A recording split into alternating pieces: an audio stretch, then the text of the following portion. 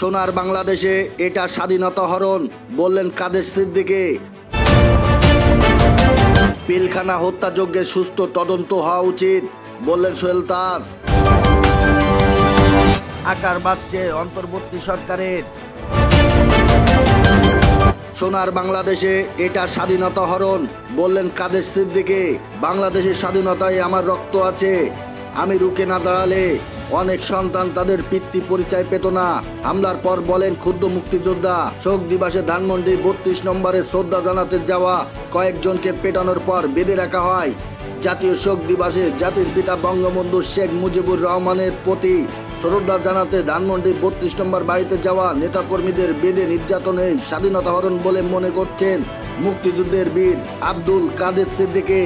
1971 সালে টাঙ্গাইলে কাদেরিয়া বাহিনীর নেতৃত্ব দিয়ে বীর উত্তম খেতাব পায় এই মুক্তিযোদ্ধা নিজেও বৃহস্পতিবার ধানমন্ডি 32 নম্বরে গিয়ে হামলার শিকার হয়েছেন। এরপর তিনি এমন প্রতিক্রিয়া জানান। শ্রদ্ধা জানাতে যাওয়া মানুষদের বেঁধে পেটানোর নিন্দা জানিয়ে কাদের সিদ্দিকী বলেন, আমি দেখলাম কয়েকজনকে বেঁধে রেখেছে। স্বাধীন দেশে কাউকে কোনোখানে বেঁধে রাখা যায়, এটা কোনো মানবিক ব্যাপার নয়। আমি এর নিন্দা জানাই এবং সরকারকে বলবো এটা বন্ধ করতে হবে।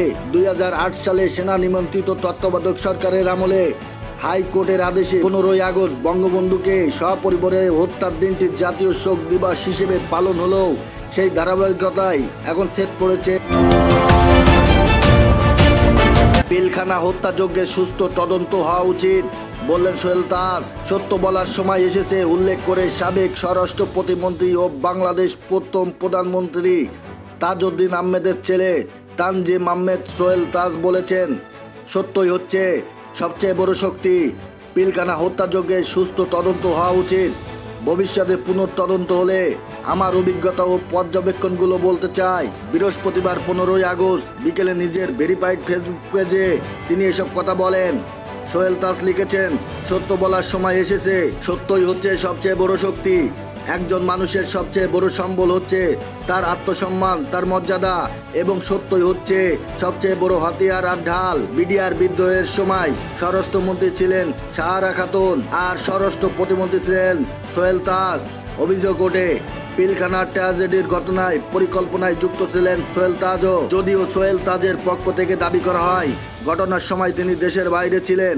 এই অভিযোগের বিষয়ে আজ 15ই আগস্ট সোহেল তাজ তার ফেসবুক স্ট্যাটাসে লেখেন, আপনারা যারা জেনে না জেনে, বুঝে না বুঝে, কোনো প্রমাণ ছাড়াই আমাকে নিয়ে পিলখানা হত্যাযজ্ঞের সঙ্গে জড়িত থাকার মিথ্যা অপপ্রচার করছেন, তাদের উদ্দেশ্যে বলবো এই কাজটা ঠিক না।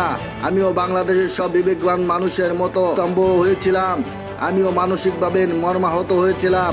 আমিও সত্য জানতে চাই এবং সুস্থ তদন্ত চাই। ভবিষ্যতে পুনঃতদন্ত হলে আমার অভিজ্ঞতা এবং পর্যবেক্ষণগুলো বলতে চাই। বিশ্বের ইতিহাসে সবচেয়ে নৃশংস ও মর্মান্বিত ঘটনা একটি বাংলাদেশের পিলখানা ট্র্যাজেডি বা বিডিআর বিদ্রোহ। আকার বাড়ছে অন্তর্বর্তী সরকারের। শুক্রবারের শপথ অনুষ্ঠানের জন্য 5টি গাড়ি প্রস্তুত রাখতে বলা হয়েছে। অন্তর্বর্তীকালীন সরকারের উপদেষ্টা পরিষদের আকার বাড়ছে। নতুন করে 5 জন এই সরকারে যুক্ত হতে পারেন বলে আভাস মিলছে। শুক্রবার বিকেল 4টায় বঙ্গভবনে নতুন উপদেষ্টাদের সাথে শপথ অনুষ্ঠান হবে বলে বৃহস্পতিবার রাষ্ট্রপতির দপ্তর থেকে জানানো হয়েছে। নতুন 5 জন যুক্ত হলে নোবেল বিজয়ী মোহাম্মদ ইউনূসের নেতৃত্বাধীন উপদেষ্টা পরিষদের সদস্য সংখ্যা হবে 22 জন। মন্ত্রী পরিষদ বিভাগের কর্মকর্তারা বলেছেন, সরকারের নির্দেশনা পাওয়ার পর নতুন উপদেষ্টাদের শপথ অনুষ্ঠানের জন্য প্রস্তুতি নিতে শুরু করেছেন তারা। জনপ্রশাসন মন্ত্রণালয়ের পরিবহন পুলে যোগাযোগ করে জানা গেছে, শুক্রবারের শপথ অনুষ্ঠানের জন্য 5টি গাড়ি প্রস্তুত রাখতে বলা হয়েছে। প্রবল গণ আন্দোলনের মুখে আওয়ামী লীগ সরকার পতনের পর গত 8ই আগস্ট অধ্যাপক মোহাম্মদ ইউনূসের নেতৃত্বে অন্তর্বর্তী সরকারের যাত্রা শুরু হয়। 17 জনের মধ্যে প্রধান উপদেষ্টা সহ 14 জন সেদিন শপথ নেন। পরে 2 দফায় বাকি 3 জনকে শপথ পড়ান রাষ্ট্রপতি মোহাম্মদ শাহাবুদ্দিন। 9ই আগস্ট 13 উপদেষ্টাদের মধ্যে দপ্তর বন্টন করা হয়। শপথ নেয়ার পর বাকি 3 উপদেষ্টা দপ্তর পান। প্রধান উপদেষ্টা ইউনূসের হাতে এখন আছে 24টি মন্ত্রণালয় ও বিভাগ।